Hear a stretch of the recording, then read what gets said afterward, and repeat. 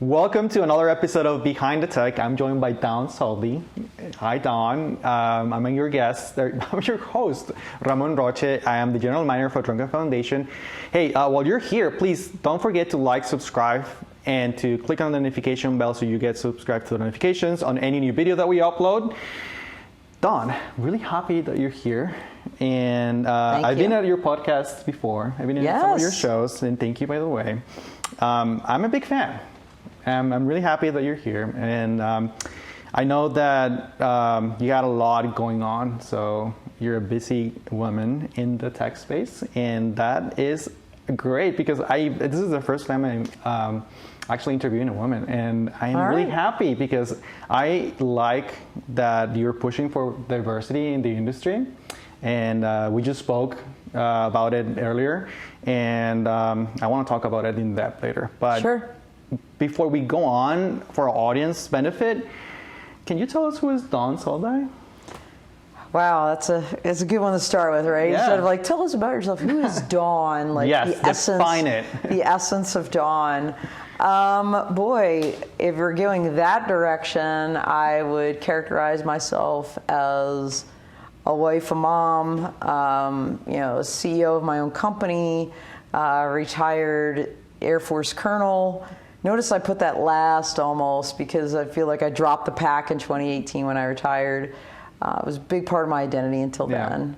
But that's basically kind of the nutshell, who I am. Yeah, well, I like that you started with being a mom and a family member. Like that, I think that's really important to highlight the fact that we are all human here. Like we're all just like people behind the technology, and I think that's really powerful. So you have a lot of things going on right now. You got Law Tech Connect, the event. Yes. You got Full Tilt, Full Crew, Dawn of Drones. Yes. What else do you got going? Oh my gosh, I'm sure you missed something in there. Lots of writing, so I prolifically write for a whole host of magazines. Inside Unmanned Systems magazine was one of my first clients, honestly, when I created my company, P3 Tech Consulting, in 2019. So I do a Law Tech Connect column for them. And then just last year, they picked me up to start writing the Washington View column for Inside GNSS magazine. Write for Drone Life, UAS Vision, as contributing author, and military embedded systems, and the list goes on. I also dabble in conference planning. That was one of also my first clients was Interdrone. That's where I met the amazing Mike Peel. He kind of took me aside when I created my company. It was just like, all right, let's hire you. Let's do this thing. And that kind of also was the birth of the podcast.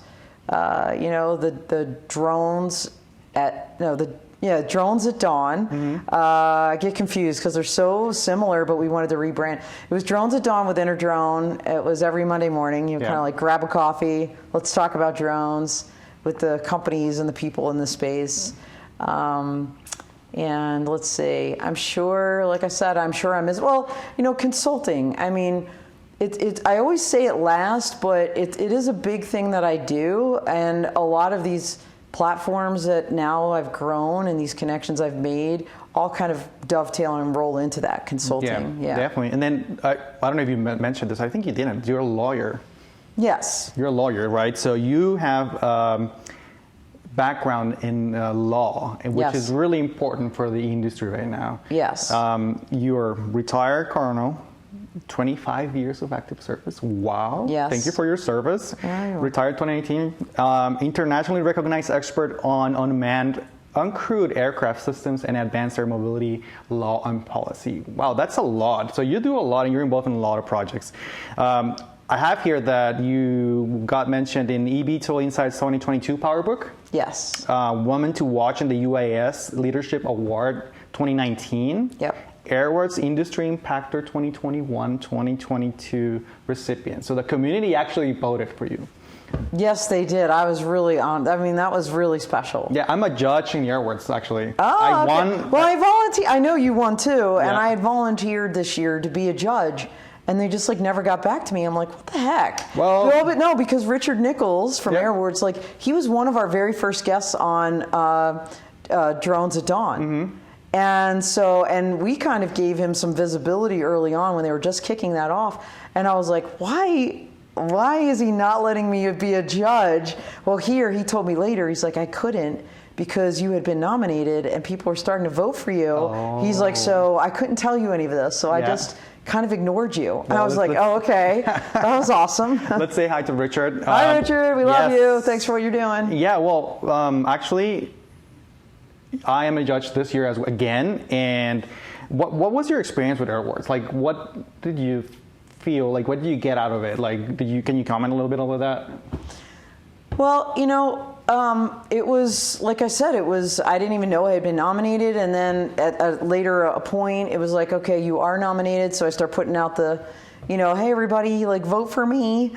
And then it was the weird email, right, of, we can't tell you that you won, but could you please at least make a video like pretending you won? Yeah. So if you did win, then we would go ahead and put this video out. So I'm like, all right, this is weird. So I do this video, but I really didn't know if I won.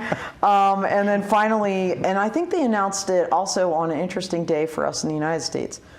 It was like Memorial Day or something, which is a holiday in the United States.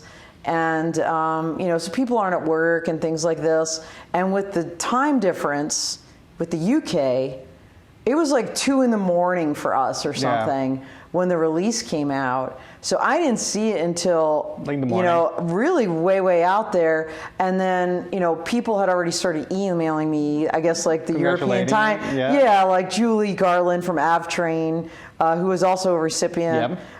Reached out to me. It was like, oh, congratulations on the win. And I'm like, what win? And I'm like, oh, yeah, it's today. Yeah. So it was kind of interesting. And it was just like a huge honor to receive that award. It was really unexpected, honestly. Yeah.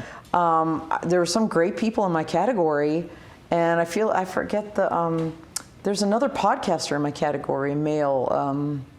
I forget his name right now. You know what? I actually didn't really read the full list of winners this year. When I was the recipient last year, I did go into the list. Yeah. But this year I kind of like missed it. I did judge on the other categories, so I know who won. Oh, okay, gotcha. But I didn't really catch up on the community voters.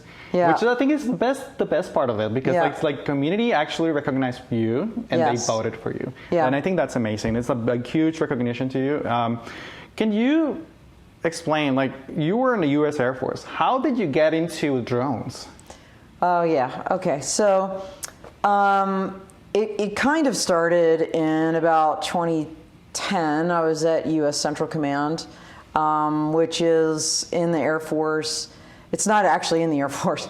It's a combatant command. So the way the military works in the United States is you have, your organized, trained, and equipped, and those are your branches of service: Army, Navy, Air Force, Marines, now Space Force, which falls under the Air Force, just like the Marines fall under the Navy in the U.S.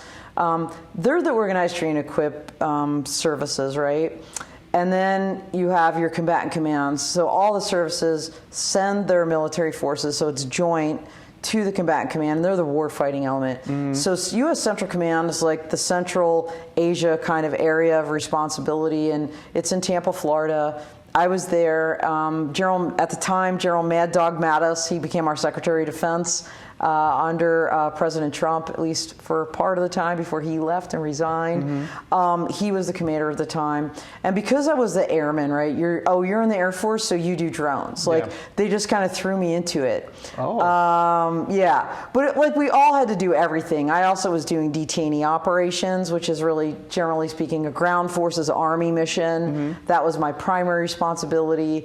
That's when I first really got exposed to drones. I definitely saw how they were used in warfare. I can't really talk about it because, I'd have to kill you, all of you. But we'll have to find you online. Yeah, but that kind of got me into it. But it was really then when I flipped over in 2012 to what we call Air Combat Command, which is the Air Force's side and kind of in charge of training the forces for the large UAS, the large drones, Group 4, Group 5, Predators, Reapers.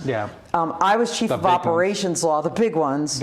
that we were using, of course, at CENTCOM, right? Now I'm on the other side, if you will, the training side.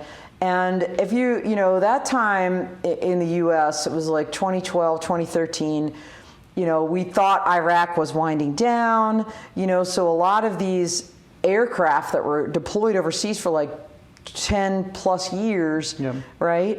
They were physically coming back to the United States, and the pilots, even though many of them were here, right, at Creech Air Force Base and some other locations, they've been so used to flying combat missions overseas that there was a big concern, like, well, okay, now they're going to be back in the U.S. You know, how do the domestic airspace rules apply? And you would think this would be like pretty obvious and straightened out.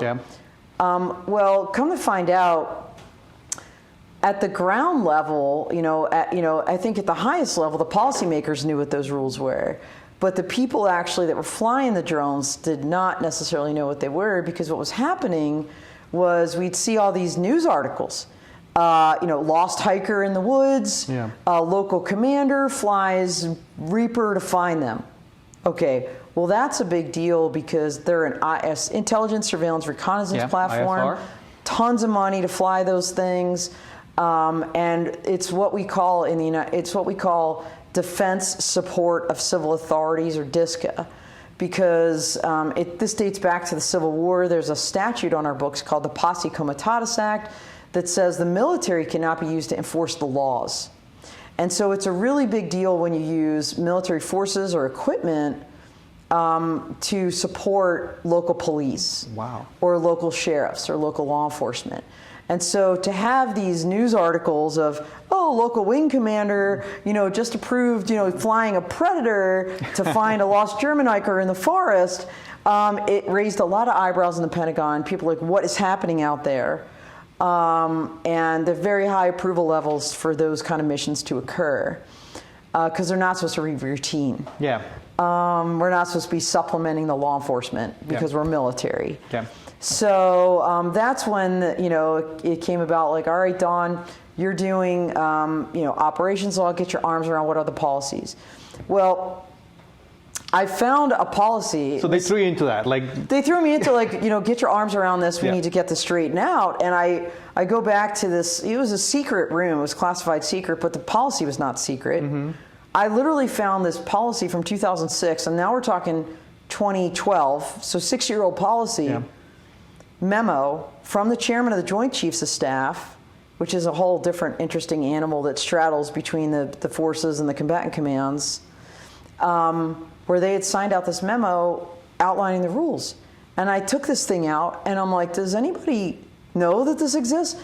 And I just started, you know me well enough by now, Ramon, that I just led, right? I'm like, okay, that's it. I'm creating not just an Air Force, but a Department of Defense, DOD, Domestic Imagery Working Group. We almost called it like a flash mob in the Pentagon, where we had all these lawyers. We started bringing in intelligence professionals, operators, policymakers, and we'd all sit around the table and look at this policy like, okay, this is the policy today. Nobody even knows about this. Is this the right policy? What should it be? And we wound up over a 2-year period, really revising that policy. And in 2015, it got ultimately published. So that really started my journey with drones. Of course, around this exact same time frame as fate would have it, a lot of states started popping up their own drone laws. And because our military bases are in the states, oftentimes state law could apply. It's just like, well, how is this going to impact our operations? Will it? And so that started this whole research journey for me. And I just sunk my teeth into it, and I loved it. I just kind of became a fan immediately and just grew a passion for it. So the law side of this and the policy side, regulation side, and that really started my journey. I started writing scholarly articles. In addition to the DoD working group, writing policy for the DoD, I started writing scholarly articles and almost doing like a speaking tour while I was still a colonel, still on active duty, talking about drone law, basically. That's incredible. This was like 10 years ago. And Yikes. You were mentioning states were getting their laws together and stuff. They were. But I was actually working at the startup called 3D Robotics back then, Yeah. and I went through the similar not law-oriented, but we went through a similar experience where even the IRS came into our offices to see what we were doing because we were exporting a lot of components. Oh, yeah. And the CEO got a visit by the FBI as well. And it was Yikes. And it's because they didn't really know or had a grasp of the technology, didn't really understand it. Yeah. And it was not like a bad visit. Like they wanted to know, like what's going on. Like what are you guys doing? Exactly. Like, yeah. Because it was like a U.S. Mexico company, and they were doing manufacturing in Mexico, and then like finished work in the U.S. and then exporting all around the world. A lot of Chinese parts, a lot of the different components were new because, like you were mentioning, like drones were the big ones, like defense. They've been around for a while. I mean, Yeah. look, drones in the military have been around. I did some. Actually, forever. If you count balloons, it depends on how you define the term, right? Drone. But I think as early as World War I, they were flying balloons for ISR purposes, right? Yeah. And that's a drone. Yeah, that's a drone. And it was really in Vietnam. They were like flying them actively with cameras on them, and they were just they were dumb machines, and they would just like land somewhere, and they'd have to go catch, get and develop the film. I mean right. So drones have been around for a while, like for military purposes. It's really been more recent, I'd say, that for civil or commercial uses that they started really kind of blossoming. Yeah, fast forward 10 years from then, like it's just like a huge distribution of drones and everywhere in the industry. Yes. And it's changing how the world actually works and Yes. employs things. And so what encouraged you to keep going after you retired from the Air Force into drones? Like, you mentioned you liked it, but was there anything else that you said, like, yeah, you know what, I'm going to keep working in the industry? I just absolutely loved it. I was really, big credit to Mike, big credit to Sharon Rossmark from Women in Drones. So backing up for a second, you mentioned the Women to Watch Award for Leadership. That was in 2019. I received that award at Interdrone. That's, was affiliated, that program was pretty closely affiliated with Interdrone, very kind to Women in Drones, really sponsored that lunch every year. And that was really my first exposure to the commercial or civil side, because I've been doing this the military side. So when I won that award, it was for all the things I'd done in the military. And, I met with Mike Peel again, who was the chair of Interdrone at the time. Went to lunch with his team, and because they were interested, like, how do we maybe tap that military crowd or the lawyer crowd? Is there something there to get them to our show? And that's when they said, hey, we're going to hire you. And in the meantime, I, of course, went also to lunch with Sharon Rossmark, and she's like, what are your plans? What are you doing? I was like, I'm not really sure.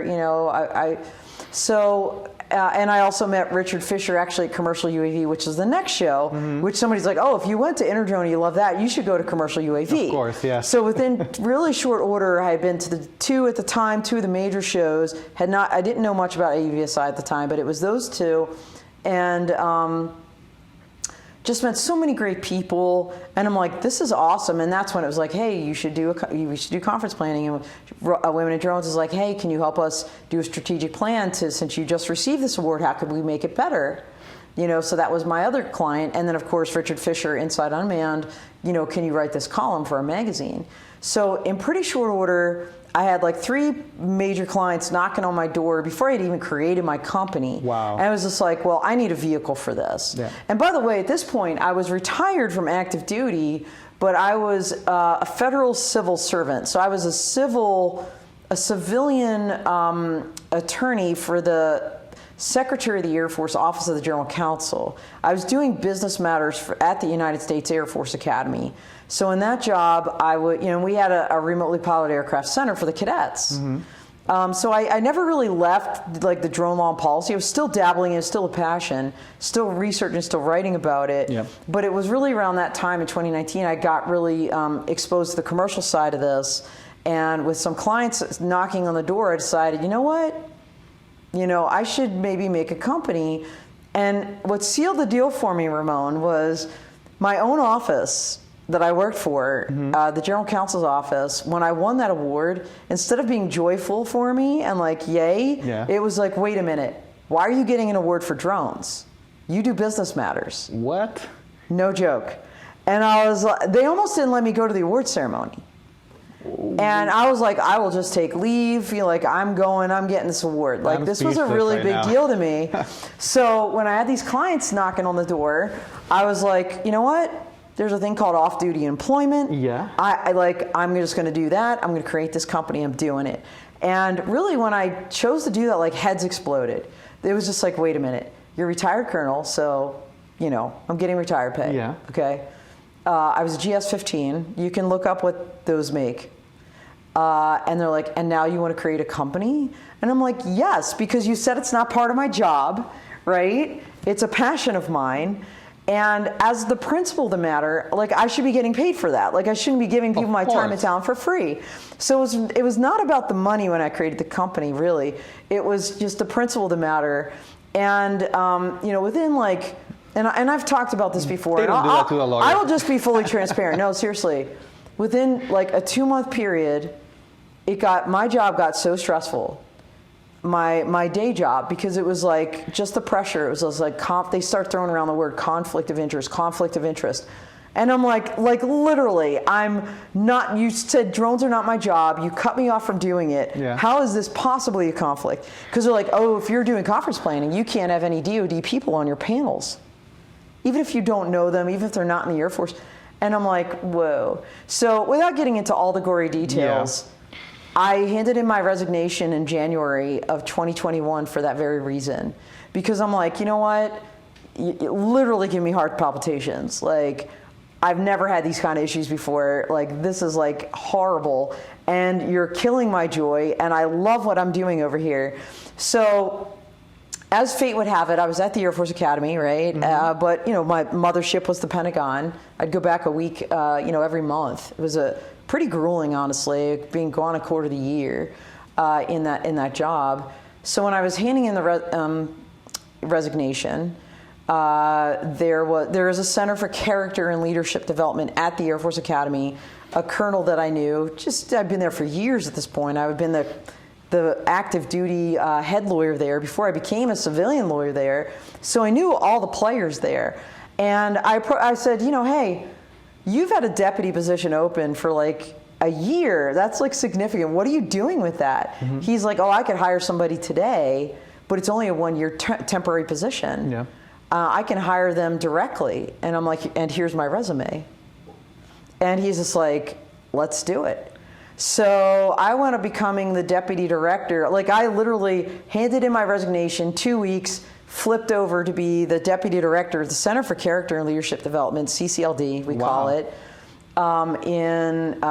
This is now, I might be getting my years wrong. It's all such a blur. Must have been 2020. Yeah, it's 2020. In the last 3 years. No, it was 2020. I mean, it's also between COVID, right? 2019 is when I created the company. By January 2020, I was punching out of my lawyer job, doing this deputy job, and I'm like, there are no conflicts here. It's like leadership by day, drones by night. Yeah.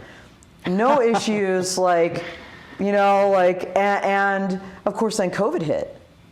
So what happened was in 2020, I wound up growing my business purely in part, like in my spare time. Because the guy that hired me, he retired. Which spare time? No, this guy retired. COVID hits, and he's just like, tag, you're it.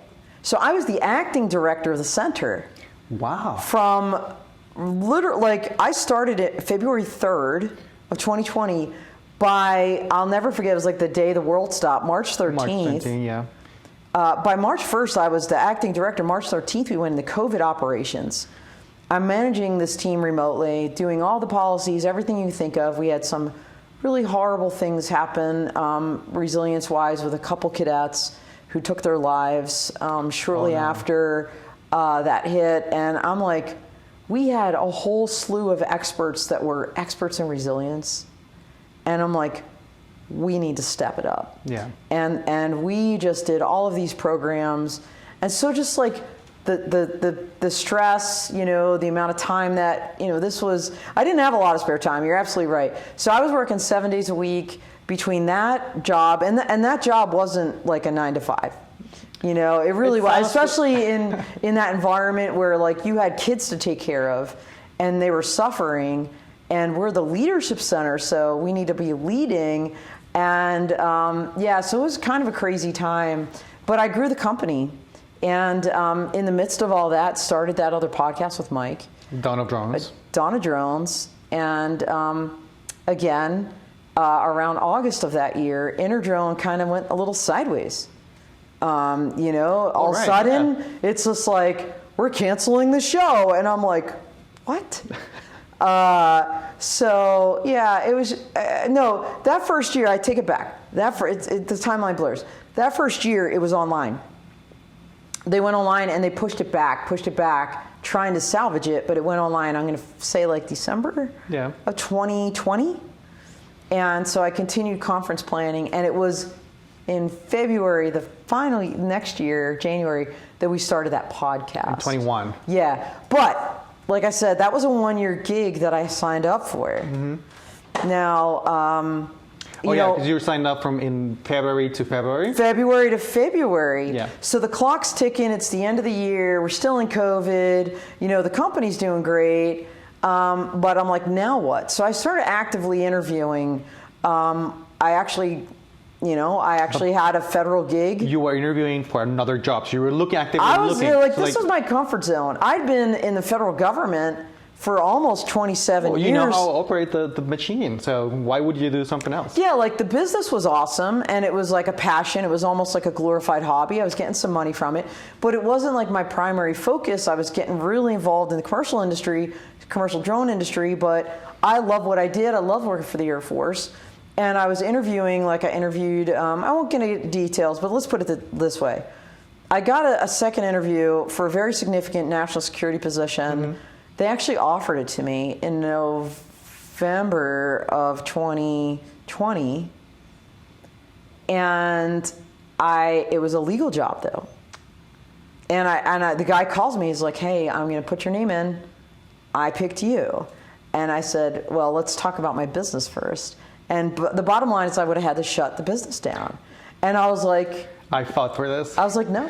I'm like, I'm not. I'm back to it's like Back to the Future. I'm not doing that. So I turned down that gig. They had like 225 applicants for that position. They were going to hire me. Darn. I mean, it was huge. It was like a really big job. Wow. And there's another piece to this. Like, I love the CCLD. I had hopes. Let's call it what it is. Like, I kind of kicked ass in that position. And in all of the positions. They put me up for Civilian of the Year, whatnot. I interviewed for the permanent position. Yeah. And this is like, now your crowd will know this. They did not hire me. And I'll tell you, Ramon, that was a gut punch. I mean, it was like literally like someone punched me in the stomach, because it's like, wait a minute, I just dedicated a year of my life to this. Like, I had the ultimate dress rehearsal. Yeah. And oh, by the way, I kicked ass. And I turned down a even bigger opportunity. And I turned down a really big one. Yeah. And they hired someone else? Ramon. They hired someone I'd interviewed 2 months prior for a position 4 grades lower that we turned down. No. And and he was a grad of that fine institution, and he was a PhD, and I'm not, and I'm a lawyer, and I'm a former commander, and I get it. But I didn't feel it was fair or a meritocracy. Yeah. I felt like this was kind of the old boy system. Let's call it what it is. And thank you, because I wanted to get there. It was like I was like hyperventilating. I cried so hard that my face hurt for 2 days, and I'm like, now what? Because I was like, what the hell do I do? And then I just decided, you know what? I have this company. I love what I'm doing. We always talk about passion and purpose. Yeah. And I had leadership. A TED talk on this. The 3 Ps: passion, purpose, purity, like authenticity. Is that what P3? That's what. Yeah, it's like a play on that. The 3 Ps. It's people, platforms, and policies. But it's a play on that TED talk I did. I saw it on your website. Yeah. So I went to my husband and I just said, I'm going to do it. I'm going to leave full time into my business. I'm done with the machine. I'm doing and like you could see his face, like where like you could see on the one level like he wanted to be supportive, but on the other like you'd see the wheels turning in his head like holy shit, like is this gonna work? And are we gonna be eating ramen? And I was like, he's like do it, and I'm like I'm doing it. So, I had a lot of leave saved up, because I was one of those people. I'm so important. I can't take care of myself. When I'm sick, I don't take leave. And I just it was almost not like Office Space, I'm bringing a fish in and gutting it at the desk, or not showing up at all. But I was just like, I've got leave. I'm taking it. And while I was on, and I just started planning. And I knew February 3rd, 2021 was going to be the day that I went full time, and I started Jerry Maguire burning up the phone lines, like, what are we doing together, guys? And of course, Interdrone was there. So you were already doing Dono drones, though. So you already had. You were building a network. This was. I was not doing the Dono drones. It was shortly thereafter I called Mike, and because we were definitely planning Interdrone 2021. That's the one that went sideways. Yeah. We didn't know it at the time, but I already had a contract with them, legit contract for the year to do that conference. Yeah. And Mike and I talked. He's like, "Hey, we're looking for more content. Why don't you do this podcast? Like, I don't think I can get any money for it. We'll roll it into the contract, but it'll be great exposure for you as you're growing your business." And I'm like, that's a great point. It sounds like fun. Yeah, let's just do it. And so that's kind of what started the podcast gig. But the biggest thing I landed was Unmanned Safety Institute. I had a connection through the Urban Low Altitude Transport Association, my Jersey boys, right? Ron Leach, Ray Adams. I was on that board already, Ultra. And, they were good friends with Josh Olds. We had been on like a bourbon hour together. And I just reached out to Josh. I think I'd seen him talking about like some of the educational programs they're putting out. And I called him up and I said, "Hey, I'm going to be doing this full time." I said, "What do you think about a drone law textbook or some content?" He's like, "I love the idea. Let's do it." And so, they hired me. One of my first full-time gigs was to write that, unmanned aircraft systems, legal and business considerations, a modern primer for drone companies, U.S. drone companies.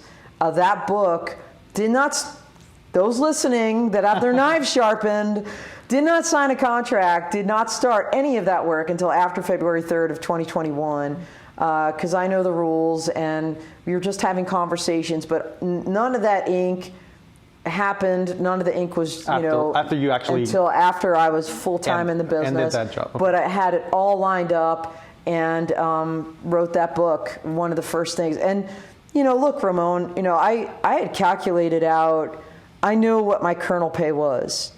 I knew what I got in retired pay. I knew what I had to make that difference. Mm-hmm. And so you had a goal in mind, like already. Yeah, I mean, look, I was getting GS-15 pay on top of that. That's a lot of money. Like I knew, I wasn't shooting for the stars. I wasn't like, oh, I'm going to substitute my GS-15 pay. It was like, I just want to we were very comfortable with my colonel's pay. Like that's fine. Like I didn't need all, so it was like great. And I basically made that with the book.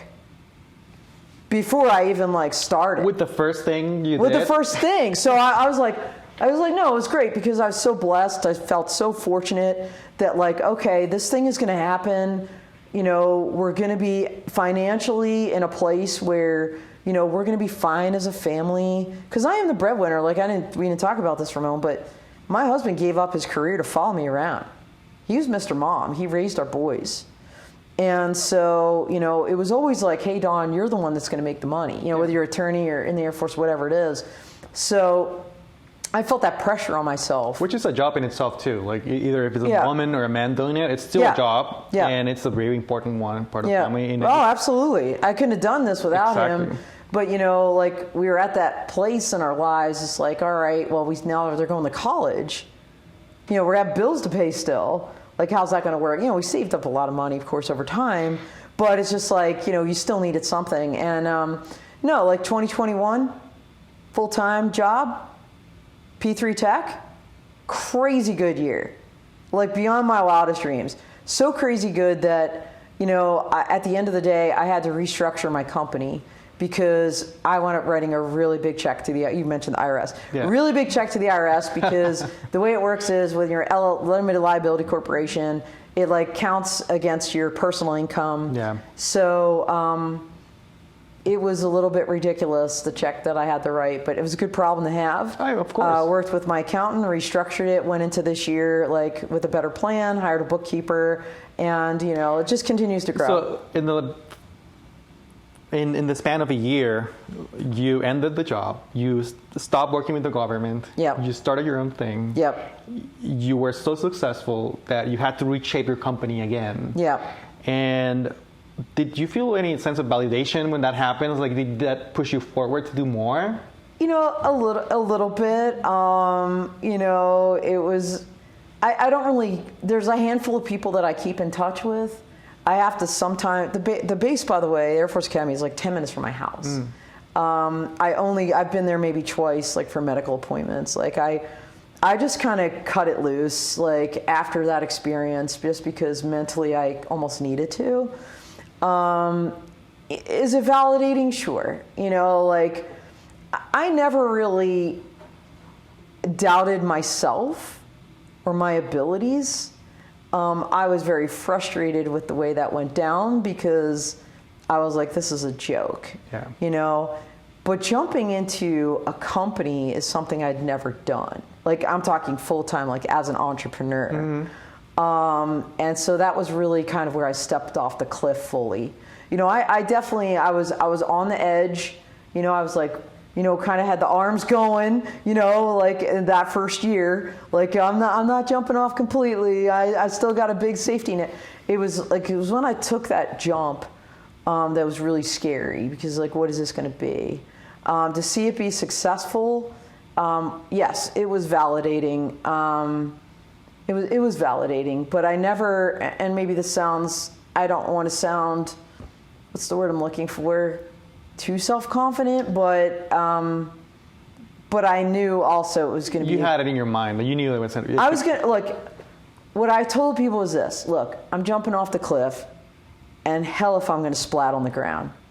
It's just not happening, So I was pretty determined to make it a success, and I threw a lot of my, kind of obviously energy, heart, and soul into it. Yeah. You're one of the most well-connected people that I know in the industry. How did that happen? Like you went from a completely different sector into the commercial drone industry, and how did you like get to know the people in the drone industry? Was that through Drone and Donald Drones? Definitely. That was a big part of it. So when I look back on my career, right, and I ended, right, ironically, at the Center for Character and Leadership. Yeah. To me, it's all about leadership, and when you lead, it's all about relationships. And so I knew that, I was successful in my career in the military, even and as a civilian attorney, and as the deputy director, during the time that I was there, because to get things done, you need to absolutely have positive relationships. And what's really interesting, being a woman in the military, being a lawyer, that is not so, commanders, like operators, they see the lawyer coming and half of them roll their eyes or like want to walk the other way because it's like, oh my God, here comes the lawyer. Yeah. You have to really overcome a lot of barriers and build very strong relationships despite the hurdles to succeed. And you need to build character too. Yeah, you need. You're right. You're right. Your character has to shine through. People have to trust you and your word and what you're doing and your competence. And so I knew that also. That translates. I don't care if you're in the military or in the commercial world. If you're a professor, it doesn't matter. Yeah. If you're just, if you're a priest or you're in the, any community. It's all about relationships. And so I was blessed to know people like Mike, know people like people working with women in drones. I mean, when you're talking about a community, like that is such a robust community to meet those ladies. They really do lift each other up. to do the Women to Watch Award, and then work with the companies and reach out to companies to support that program. It just kind of exponentially grew over time, the relationships. So you were immediately part of the Women in Drones thing, or they invited you? How did that happen? Yeah, so when I won the award, like I said, my very first client was, one of my first ones was Sharon Rossmark, because she came to me and said, help me make the awards program better. And so I wrote her like this 20-page strategic plan, worked with her on that program, and was there also the next year for the 5th year anniversary. And that's when, Interdrone kind of went sideways a little bit. They canceled the show unexpectedly. In 21, right? 21, we were like, oh my God, this is like 2 months out. We're supposed to be announcing these awards. This is our 5th year anniversary. Oh no. For the very first time, we raised all kinds of money to get the women, like a micro grant, and to fund that program a little bit better than it ever had. So we had names for the awards. Quick break. How can people support, they're watching, how can they support Women in Drones? WomenInDrones.com. Pretty sure that's her website. Join as an individual member. If you're a business, join as a small business member at a very least. It's like $500, but you get like a free coffee connect, which is like a live call where they pull in over 30 people every week. That's for like a live event online. That's like top 1%. Yeah. And very supportive community. You can put the logo on the website. They'll announce it in the newsletter. So super easy to become a member. I think individual members like $40 or something ridiculously low a year. To plug in, get the access to I'm going to sign up after this. You totally, Dronecode should be a Women in Drones, at least a small business member. They have corporate members, business, corporate levels that are much higher, but at a minimum, small business. I said it live here. Said it live. You heard that, Sharon. Yeah. Well, okay, so let's take it a little bit step back. You mentioned that you started because they actually threw you into the fire. And when you were in the military, what's this, like, drones are coming back to the States, and there's the policies like kind of shaky, there's not a lot of things to go for. And then fast forward, you end your relationship with all of that, and what's the landscape that you find in the commercial industry in regulatory aspect? Yeah, so, a lot had already happened by the time I jumped in, right, full time, especially by 2021. And that was a crazy time, because in January, as I'm transitioning, I'm trying to do the math, make sure I'm getting this right. January 2021, Operations Over People rule comes out at night, over moving vehicles. Remote ID rule gets published. And so you see this cluster of things, which of course then, lots of writing for me. I'm still writing along the way. So lots of things happening in 2021 on the regulatory front as I'm doing the business full time, which was a lot of fodder for podcasts, for the talks, for everything I was doing, from conveniently as I was writing the textbook. And then, I think towards the end of that year, the Beyond Visual Line of Sight Aviation Rulemaking Committee gets formed up, or sometime mid-year. We're supposed to get a report at the end of the year. It doesn't happen. That comes out this year. 400-page report, Well, it's not easy to do. No, it's a lot. This is a significant topic, Beyond Visual Line of Sight. The security requirements, the cybersecurity, privacy, all those things, the technology requirements, airspace integration. I feel like pilot training requirements. The list goes on and on. Yeah. A lot of really smart people grappled with this thing for a long time, came out with a 400-plus page report. To the FAA's credit, they held a bunch of listening sessions for the public to say, well, so you saw the report, what are you thinking? And, people are raising great points in these sessions, like Don Bershaw from True Weather talking about, you kind of didn't invite me to the party. So you were part of this then? Well, everybody's a part of it. We're watching it, right? The public listening sessions were published in the Federal Register. Anybody could dial in. Anybody from the public could have actually spoken. Now, honestly, all that was happening. I didn't. I was far enough removed from the federal stuff that there was really no conflict for me to start chirping up on this stuff. But I just, at this point now, I'm Switzerland. I'm just watching. Yeah. I'm reporting. I'm taking it all in. People ask me my opinion, I'll tell them. But I'm more neutral, like really reporting, kind of quasi-media journalism, on these things as they're occurring. So what do you think is like the number one thing for regulation right now? Like, what's the next big problem that we need to solve as an industry from regulation standards? From relations or from standards? No, regulation in general. Like for be able to fly beyond a line of sight. Got it. Airspace.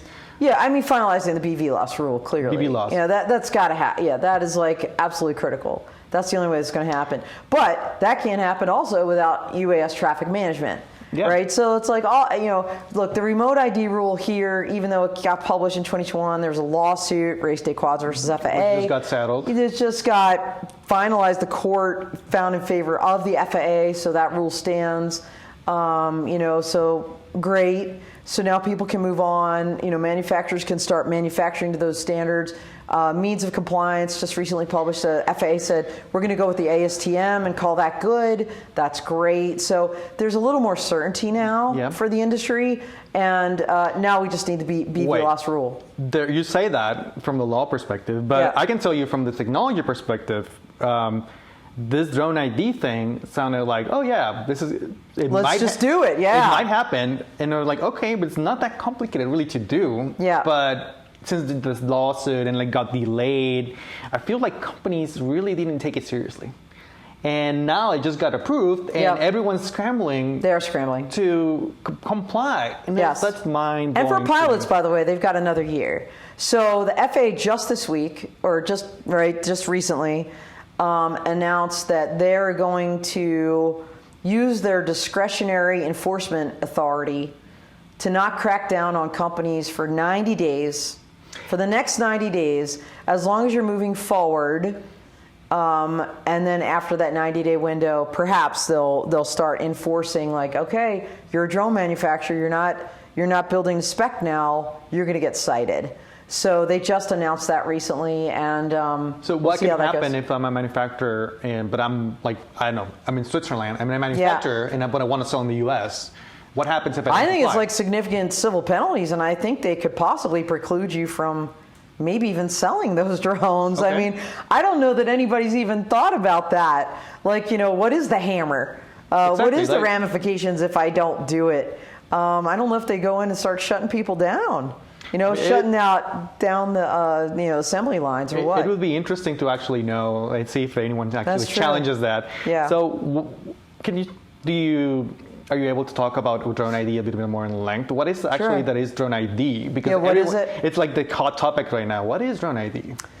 Okay, so first of all, Congress mandated this, our legislative branch. And they put it in the 2018 FAA Reauthorization Act that there needs to be a way to remotely identify drones for security purposes. So the idea was law enforcement, FBI, local, state, tribal, territorial cops need to have a way, if there's a drone flying around, to identify that. Is that a bad guy, a good guy? What are we looking at here? And of course, the security agencies like the NSA, all the three-letter agencies you can think of that do intelligence collections and things like that, they had an interest as well, right? They want to know, what are these drones flying around? So that was really the purpose and interest behind it, the reason why the FAA was essentially forced to create it. And at the end of the day, the original rule that the public got to comment and the final rule differed significantly. Mm-hmm. But I'm just going to talk about the final rule. I'm not going to talk about the drama, the lawsuit, and all that. I've written extensively about it. Check out my website. You can read all those articles if you want to see the history of this. It's really interesting. But the final rule is this. To fly under Part 107, which is a small UAS rule, you need, or if you are 0.55 pounds to 55 pounds, or even greater, I think, under this rule, all drones require to be registered in the United States. Okay, and there's things for foreign companies, and don't ask me the nuances of those. Must either be flying a standard remote ID drone, meaning this remote ID capability is baked into the drone, into the hardware, or a modular broadcast module remote ID slapped onto the drone. So it's like broadcasting. Here, this is who I am. Broadcast. It's a broadcast function, and what it has to beam out are several things. Now, between the standard and the module, it's slightly different, just very slightly different. But generally speaking, it's the location of the drone. It's the location of either the control station, the ground control station, or the takeoff spot, the velocity, all those things you'd want to know, right, if you're law enforcement. And there's going to be a serial number identified with that. Now, law enforcement can triangulate the FAA registration information with the remote ID information, message elements they call them, that are going to be beamed out. But the public can have access, theoretically, to those message elements, including the location of the drone pilot. Oh, wow. So that fired up the drone pilot community, because they're like, we're already getting attacked by knuckleheads that don't want us flying. Now you're going to tell them where we're located. Yeah, and how does that, kids can fly drones. Yeah. Oh, and so if you don't have either standard remote ID or broadcast remote ID drone, you have to fly in a very limited space called a Federally Recognized Identification Area, or FRIA, that either a community-based organization like the American Modeling Association or a Model Aircraft Association would apply for that and get that designated. Schools, universities can apply. So there's spaces where you can fly without remote ID. Yeah, but if you're a kid and you're nowhere near one of these locations, you cannot now fly one in your backyard. In other words, you can't open a box unless it has remote ID or broadcast module and just fly it freely. So again, the hobby, the rec, the FPV community, which was race day quads, they're kind of up in arms about the whole situation. Yeah, well, and understandably, because they taking away their hobby, they're taking away the thing they do. Because you can't fly, like the FPV guys are like, we can't fly in a model aircraft field. Yeah. It's not going to work. We fly in the woods. We fly around obstacles. We fly in parks. Yeah, and this is people that have been doing this for years now. Yes. Like building these in their garage And it's actually interesting because that's sort of like community that got started with the technology in the industry. Yes. And but what I find the most interesting is this drone ID thing has been going for 2 years now that's been announced, or maybe a year and a half-ish. Yeah. And it's only to identify the drone. So we haven't even really touched about access to the airspace, what about the deconflicting the airspace as well. Yeah. That's UAS traffic management. And what about fail-safe mandated, what happens if accidents occur? And there's so many things that we still There's a lot of need things to do. Yes. And feels like we're stuck in this drone ID thing. Yeah. How do we move forward? What can the industry do to help push that forward? I think the industry, they still need to talk to their Congress people. The FAA reauthorization is coming out next year. Some more laws kind of driving progress, driving forward movement. But it takes forever for those laws to be implemented. 2018 was when, hey, remote ID should be in here. 2018. Yeah. Plus, 2016 was the Preventing Threats Emerging Act, and that statute, and that's sunsetting now, and that's the one that gave authority for counter UAS for the FBI, Department of Homeland Security, and that's sunsetting. And people are like, holy shnikes, the FBI is not even going to be able to track drones right now. So there's a lot of things that have to kind of come together from the legal, regulatory policy standpoint for this industry to really succeed. And, Ramon, we talked about this earlier. Europe, I feel like, is light years ahead of us. And Asia, you may have better visibility, but I feel like there's not a ton of transparency in some of the Asian countries about what really is rubber meets the road is happening there. Their laws aren't always obvious and maybe not translatable to English for the masses to read. So, as I look around the globe, I feel like Europe is doing incredible things, and they've moved past us. If this was a race, I feel like they're closer to the finish line than we are. It definitely feels that way. Yeah. So we're nearing the end of the episode now. Yeah, and wow. I want to. I know it's been really good having you here. But before we keep going, I want to ask you like your quick, fast questions. Like, yeah, go ahead. This is how it's going to work. I'm going to ask questions. You say the first thing that comes to your mind, Okay. and then we move forward. Let's feel like Freudian. We're on the couch. Yeah, we're we're not going to shock test. Okay. We're not going to discuss it. Butterfly. Go ahead. Just go ahead. Go ahead. All right. So here we go. The last question, you can take more time, okay? Okay, thank you for that. What does the industry need the most right now? The commercial drone industry. BVLOS rule. BVLOS rule. What's the next big challenge for regulation? BVLOS rule. BVLOS rule, good. In terms of workforce, in general for the industry, what do you think, where's the biggest need right now? Diversity. Diversity, good. What advice would you give to new talent looking to join the workforce? Read everything you can get your hands on.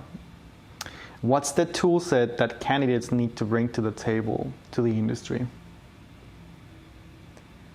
I'm going to steal this from Anna Wiesenthal-Birch from Skydio.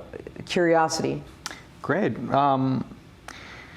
And this is something that it might be out of your comfort zone, but how has the open source community matured or grown, or it has to change since you joined the commercial industry? Have you seen it?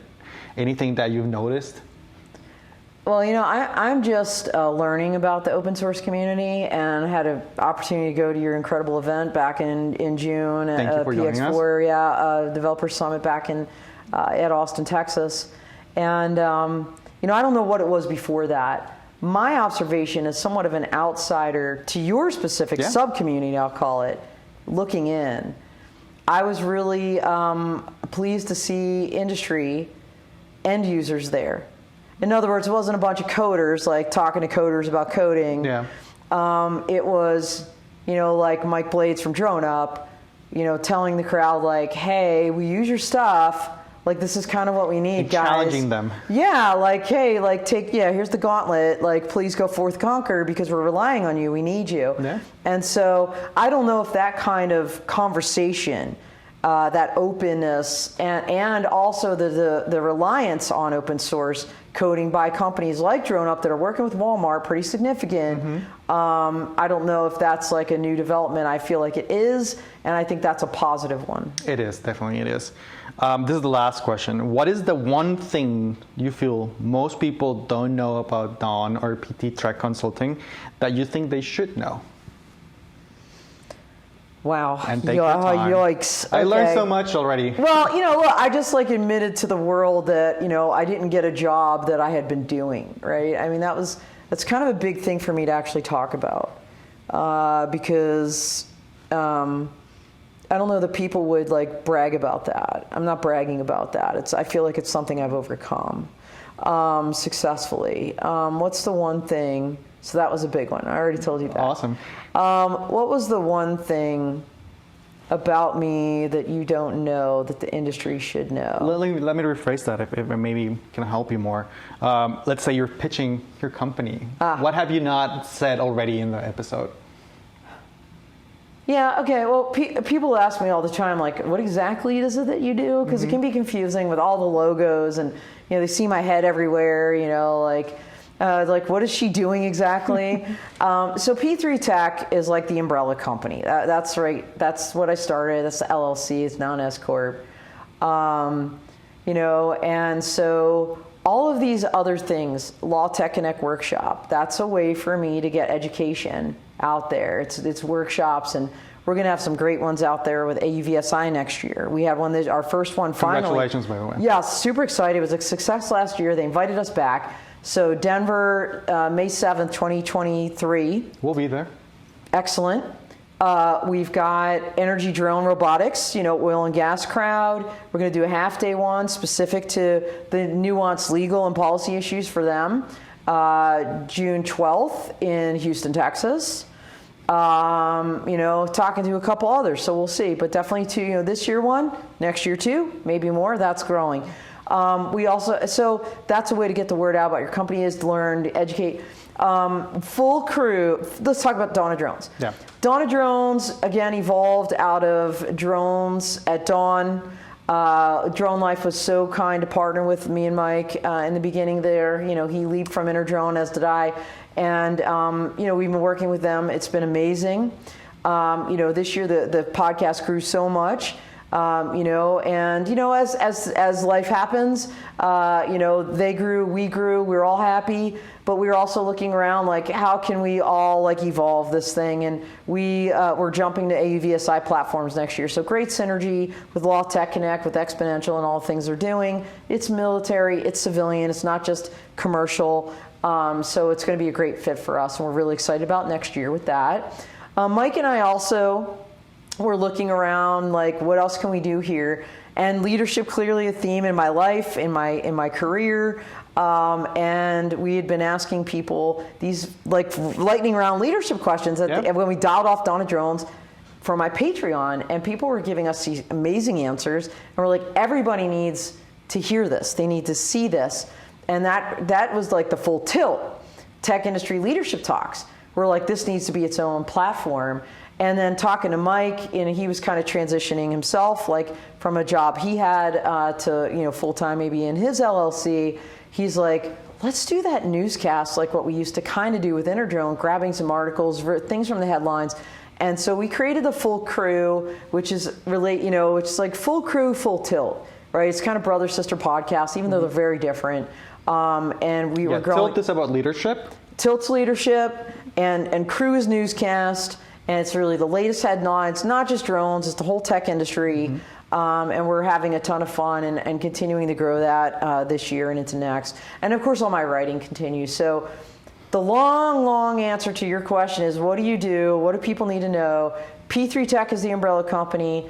But what I do for companies, and whether it's a foreign company that wants to break into the U.S. market, whether it's a startup in the U.S. that wants to get their name out there and known, whether it's a company that's already maybe pretty robust, like Northrop Grumman, but they want to get the word out about a new release or something, or maybe a new turn they're taking, a platform, a service they're providing, you know, people come to me to say, help us, like connect us. And so I leverage our, you know, the platforms we've grown, all of the different relationships that I have, and I either get them discounts or put them on mine. And that's what we've been doing. And it's been crazy fun and good. And we love it. And I love it. And I feel really, you know, I'll leave you with this. And I don't know if that was that your very last question?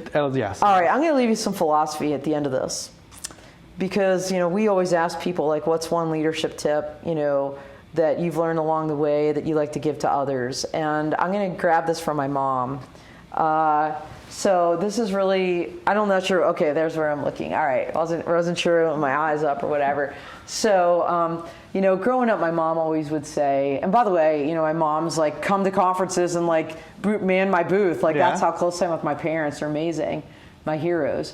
Would always say, you know, look, everything happens for a reason, and the corollary to that is it happens for the best. And I can look back on my life, and even to those points where it's like, oh my gosh, what just happened here? You know, it's like, what a blessing that was in disguise. And that's the way I feel about my company and the way this kind of all went down and evolved over time. And so that's it. So everybody, you know, there's gonna be challenges in your life. There's gonna be hard times. Don't give up. You know, dust off and just, you know, kind of tackle it head first, and it's all gonna be all right. So that's all I got. Beautiful. Thanks for having me. Yeah, Dawn, where can people find you? Yeah, so find me on LinkedIn, follow me there. I'm on every social media platform except TikTok, but maybe that's coming. I don't know. I've got this amazing person, Natalia De La Rosa, that helps me. So she might convince me on that. And, you know, p3techconsulting.com. So definitely check out my website, rebranded. All of my content virtually is up there. And you can also subscribe to my Patreon. You know, shameless plug here. I have a blog up there that's exclusive to that community, and also exclusive podcast footage that nobody else gets to see unless you join. It's a subscription. And we haven't really grown that very much, which is surprising. So if you're a hardcore follower, then Patreon it is. And Mike was one of my very first subscribers. So that's all she wrote. Awesome. Well, thank you, Dawn, again. It was a beautiful episode. Thank you, everyone, to stick with us through the whole thing. And yeah, well, don't forget to like the video, subscribe to our YouTube channel, and stay tuned for the very next episode. Thank you again. Talk to you soon. Thank you. Bye. Out here.